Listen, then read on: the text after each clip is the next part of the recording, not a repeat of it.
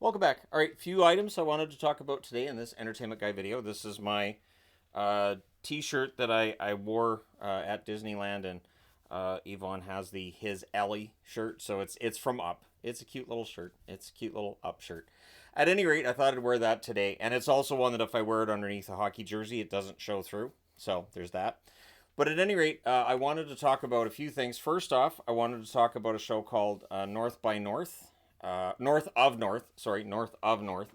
And it is a Canadian show. It is fantastic. I think that the main actress in it could be a superstar. Along the same lines as the actress in Letterkenny who played Tanis. Real star quality there. And I think with the actress who plays Siaya on North of North, there's definitely star quality there.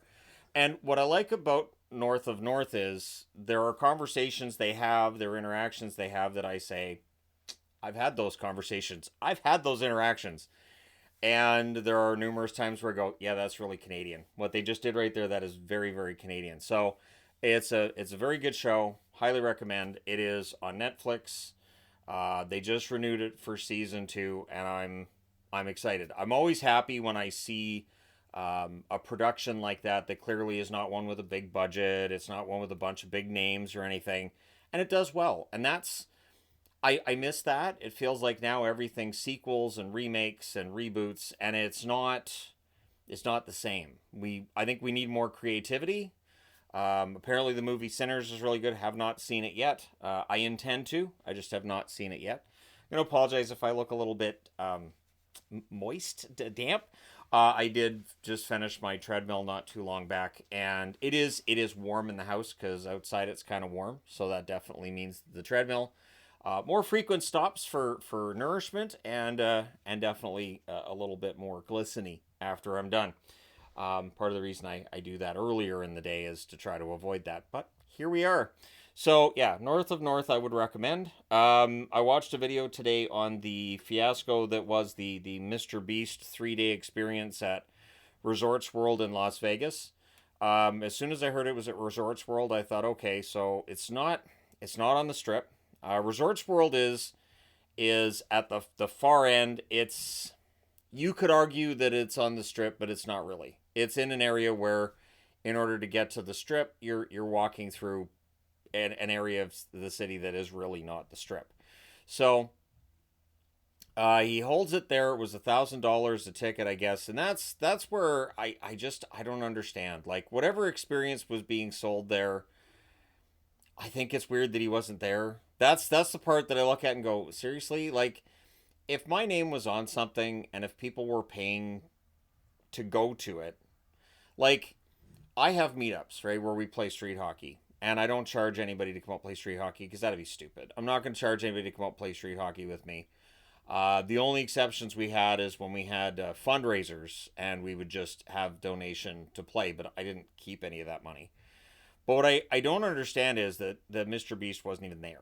That's the part where I get thrown off. And I'm not gonna slag him. I don't know what the exact situation was there, but when your name's attached to something and it is as pricey as $1,000 a ticket, I don't think it's too much to ask that you're there. Because like if I put up a meetup on Facebook and I didn't show up, I would feel absolutely awful. I'd feel like I'd scammed people, even though it didn't cost them anything. I would still feel like I had scammed people because time is money, as they say. So it's weird. And then they got a $50 um like a $50 basically gift card to one of the restaurants at Resorts World or at the pool. $50 is not a lot in Las Vegas. $50. There's a reason why when my wife and I have gone to Vegas, we have stayed in the middle of the strip and we have done all of our shopping at CVS. There's a reason that we go through all the cheap little Vegas stores and pick up little, dollar this, $2 that, because other areas in Vegas, and especially if you're looking at restaurants, they're a lot. So, like, anytime that Yvonne and I go to Vegas, we'll allow ourselves maybe one dinner and we'll figure out where we're going to go. If we even do that, a lot of the time we'll do the all you can eat buffets, which can be very hit and miss. Would not recommend the one at Excalibur personally. if your stomach can handle that, cool. The Excalibur one, I would definitely probably not do again. The one they had at Aria, and I don't think Aria has that anymore, was fantastic. And it's too bad if they. I know COVID took it out, and I don't think it ever came back. They also had like a private eating area where if you were staying at certain rooms in the Aria, you had access. You had like a little key card to get into this room, and you could have like free soda throughout the day, which was great, and that saved us. So what I'm trying to tell you is Vegas is extremely expensive. If it was $1,000 a ticket for a 3-day stay, that's too much for a hotel where you're kind of restricted to it.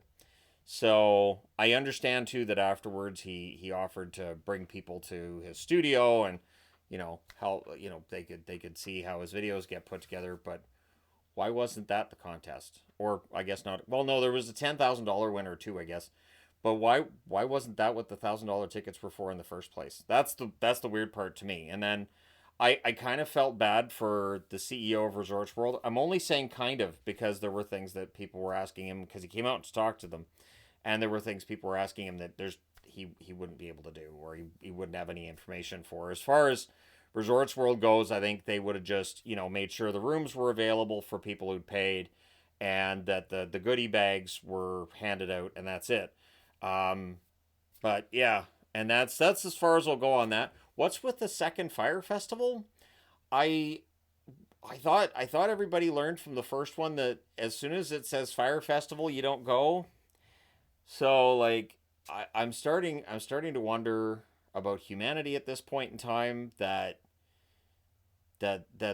they've tried, and I don't think it's ever going to happen. Like years ago on this channel, I made a little jokingly I was going to throw my own festival together, which I never intended to do, with a bunch of band names that I could never get, that kind of thing, and just as a joke. And it was obviously a joke because of Fyre Festival.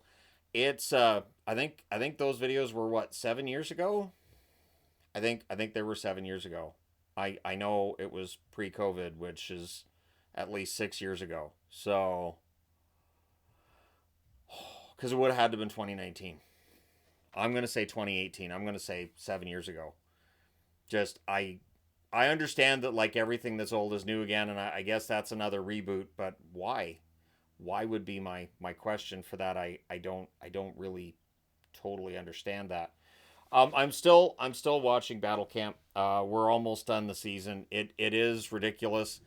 I find as the season's gone along, I have felt really bad for one person on the show. I don't want to ruin it for anybody, and I know it's silly, but there's one person that he's clearly kind of excommunicated from the others, and so he's trying to keep himself in the game, and he's willing to say, fine, if you keep me, vote that person out. I know they're my friend, but it's $250,000, which anybody would do. I'm just gonna say, if you are not willing to say, look, and I'm just gonna say, if we're friends in real life, so like if Kimber was to watch this, Kimber, if we were ever on a reality show and it's like, look, you can make $250,000, but you'd have to vote Kimber out. I'm sorry, you're gone.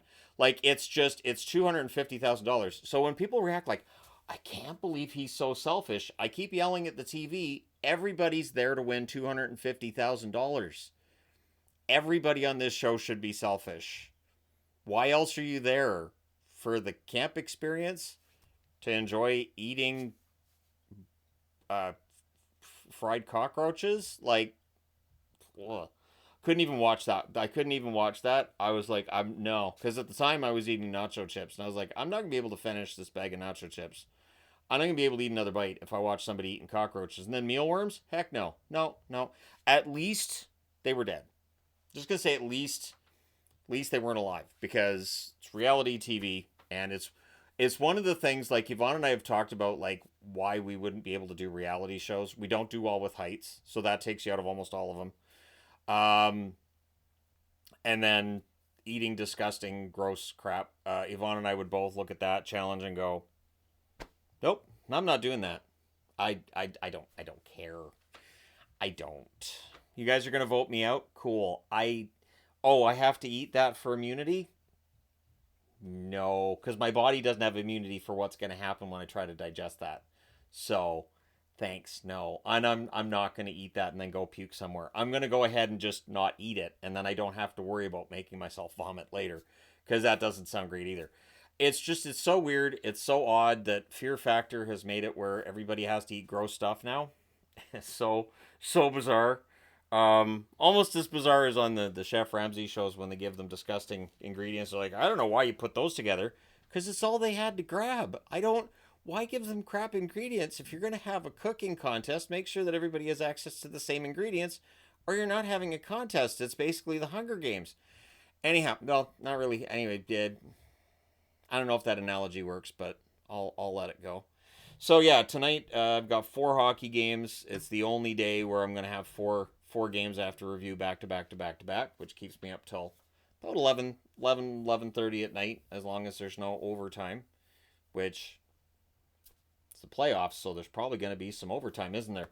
So I'm looking forward to that tonight. It is the last night that there'll be 4 games, and then it's if there is a 4 game day on the weekend, which is possible, because if all 4 of these game sixes go to game sevens, all of them would be on Saturday, but they would be one after the other after the other after the other. So it's not the same at all.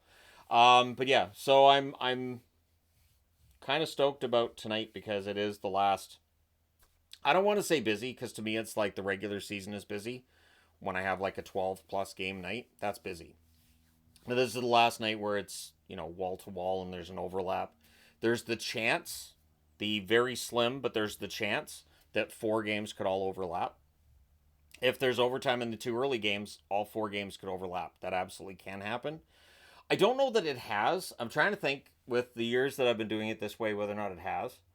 I didn't always do it that way either. But yeah, it seemed to work better when I did. When instead of doing one review video at the end of the day, I would review each game in each series. Just seemed to do a lot better and seemed to work better as a playlist too. But anyways, trying to think if there's anything else. Anything else that I've been watching? Not really. Yeah, at least since the last time I talked to all you fine people on the internet. And if anybody's gonna ask me about the wrestling stuff, I don't know. I'm kind of frustrated with wrestling at this point. I'm kind of frustrated with wrestling. There are various things that they're doing that I don't know, it doesn't feel like there's anything really new. If that's the right terminology. It just kind of feels like a lot of the storylines are either nonsensical, depending on the storyline, or repetitive in some cases, and in others they just keep going forever. I know with Chelsea Green losing the U.S. title, I wasn't frustrated she lost the title. What frustrated me is she only had like 2 feuds while she was the champ, and in both she got pinned multiple times. She looked like an idiot most of the way through. And while I understand that Chelsea Green does well playing that character, I'm not saying she doesn't. She's also a very good wrestler, and I've seen that, and I don't know that WWE is highlighting that enough. Um, I do feel like they could do more to actually show, what, she can actually wrestle. She can wrestle really well. But that's just my one opinion. So yeah, it's gonna be a fun weekend.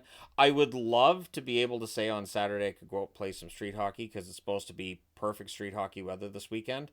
But I don't know the NHL schedule yet, so I didn't create like an actual event on the Facebook page for the hockey guy. But I've been needing some street hockey for a while. I have. Got some new jerseys I can wear for street hockey, and I'm kind of excited about that, nerdily excited about that. So we'll see if that happens over the next couple of weeks. Because people always ask me, they're like, when are you going to start having meetups again? When the schedule works. I cannot actually schedule an event I'm not going to show up at. I'm crazy that way, and they're free, but I'm still not going to schedule an event I'm not going to be able to make it to, because that's a standard. And I'm also doing this because the other option I had today would be to talk about the Canucks, and honestly, the topic I find kind of depressing. I know there are people waiting for me to do another video on the main channel about how upset I am, and they want me to be angry. I'm not even angry at this point. I guess I'm just disappointed. I'll go full dad mode with it. I'm not angry. I'm just disappointed. And until we know for sure what's going on with Quinn Hughes, I don't want to just add my voice and just be another barking fan that doesn't necessarily know what the path forward is going to look like. But there's some challenges for the Canucks, and I do have some concerns about everything with the team from top down. And I mean top down, it's I have a lot of lot of deep-seated concerns and fears. So I don't know that that's conducive to the kind of video, because it wouldn't be funny, and I wouldn't be like angry and yelling and throwing, waving my arms around. I really don't do that in general anyways.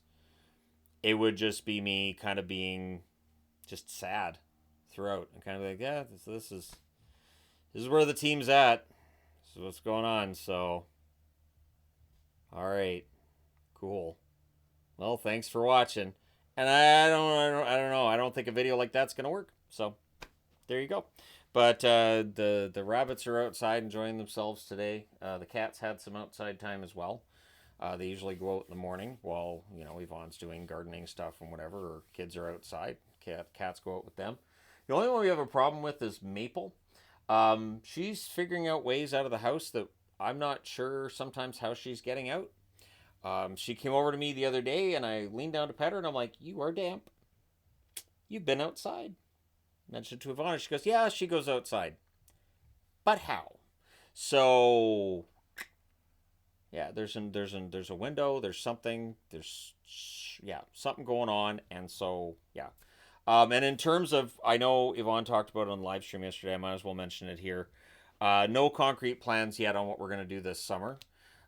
Three things. Either we go to Eastern Canada, we could do the Europe trip, or just do something local, and just take a week locally and sort of relax. I don't do that well. I don't do that well, but I might be able to. I might be able to be convinced to actually relax and settle down a bit. For instance, like I'd even consider, like, flight to Whitehorse. Go up to Whitehorse. There's all kinds of fun stuff to do up in the Yukon. There's fun stuff to do in the Northwest Territories as well. Or if we want to get really adventurous, go up to Aqualit and see what the community that they film North of North in is like. So, yeah, which I think would be fun. I don't mind small towns. I really enjoy small towns actually. There's some small towns here in BC that I know I've gone through when we rode the back in 2011. I rode the Greyhound to go to Edmonton to watch Rammstein in concert. Worth every minute of the 18-hour bus trip. And there were some small towns we went through that I was like, this is beautiful. This is awesome. I would love to live here. This is another beautiful small town. I like small towns, but I do not live in a small town. I don't think we're going to move to a small town anytime soon. So it's just one of those things. I do. I like quiet. I like small towns. I like easygoing. Um, it doesn't feel like I get as much of that as I'd like to. But yeah, so, and of course every now and then I'll message an old friend of mine going, "Hey, you want to go out for coffee?" And the response is always kind of, a polite way of saying, "Oh my God, people want to go out and do something social. Do you know it's 2025? We don't do that anymore." So that's fun, but it is what it is. I think that's part of the reason why I enjoy the street hockey meetups as much as I do too. I actually, it's sometimes it's my one time to socialize during any given point in time. Like, all right, cool, I get to talk to other people and run around outside and get my exercise with other people instead of doing the treadmill 5 times, 6 times, 7 times in a week. That's one thing too with the NHL schedule going the way that it is. On the weekend, I don't normally get to do my treadmill because there's hockey from 10 in the morning till 10 at night. Not anymore. Starting this Saturday, I should have time to do the treadmill on the weekends too. So that's sometimes it's 7 days a week. Although I usually will take a day off here and there, just because I don't want my ankles to die, and I don't want my feet to just curl up and say, "We're done. You've abused us long enough. We're done." So I don't want that experience with the feet, with the ankles. So I have to be careful. But it is nice being in shape. at this point in time. And I know what the camera looks like. I am well aware of what the camera makes it look like. It is in dad bod shape, sure, but it's called a dad bod because once you're a dad, it just kind of happens. We don't carry the baby, but sometimes it looks like we did. So it's one of those wonderful evolutionary things, I guess. Yeah. Oh, that is one thing too that I've been looking at, and kind of blew my mind. That so they're getting these images from the James Webb Telescope, and they have this idea for how old the universe is and the Big Bang and all this. And what they're finding as they look further out in the universe is that some of their theories may not work with what they're seeing that far back. Because the further out you look in the universe, the further back in time you're looking. So if something's 14 billion light years away, you're looking at how it looked 14 billion years ago. There shouldn't be fully formed galaxies back 13 billion years ago, since the universe is supposed to be 13.8 billion years old. And cosmologists believe that, galaxies take hundreds of millions of years to turn into what our Milky Way is now. And they're finding out that that's not the case. So they're having to reevaluate.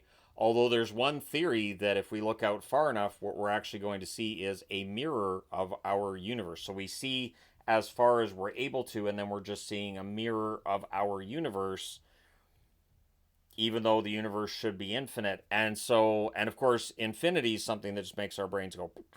One conversation Yvonne and I have a lot is that just the way that the universe functions and everything about the universe, I don't think we can comprehend it, and I don't think we're ever going to. I think we know some of how the universe actually works and goes on and everything, but I don't think we'll ever know the whole story. And I don't think you can. I don't think humanity's been studying the universe long enough to know the whole story. I think it's like coming into a movie 3/4 of the way through and trying to pick up everything. And you might pick up some of the storyline, but you won't pick up everything. So I know that's not a great analogy, but it's the one that I have right now. But anyways, yeah, so there you go. I hope everybody's having a good day. And it's May the 1st. Beautiful day out. And I'm in here watching hockey because it's my job. But it's all right. Before I did the hockey YouTube videos, I would be working in a fridge, basically at a meatpacking plant. And there's nothing quite like working in a fridge where it's like 5 or 6 degrees Celsius all day, and then you go outside and it's hot. You're sick immediately. Like, just my stomach would just drop, and I would feel nauseous as soon as that hot air hit my face after being cold all day. So I don't miss that at all. Nah, I don't. It's one thing that I keep in mind as a YouTuber anytime I'm frustrated with things. I think, remember the other jobs? Yeah, you didn't like that. So, all right, so just suck it up. And it's always in the back of my mind. So thank you guys so much for all your support. It's greatly appreciated. If you haven't already hit like and subscribe, please do. And I have been talking about, the whole baseball thing. I will be able to give some more attention to baseball. I know some of what's been going on and everything in baseball since the start of the season. I'll be able to devote more attention to it once we're all done the first round of the NHL's playoffs, because that gets kind of intense. Then you go from 8 series to 4. Becomes a lot easier for me to have some more time to look at other things. I can use my Sportsnet Plus login, for instance, to see what's going on with baseball while I'm watching a hockey game. So that kind of thing. In baseball, it's a little slower than hockey, so it's a little easier to follow along. But anyways, there you go. Thanks for all your support. It is greatly appreciated, and I will talk to you again soon.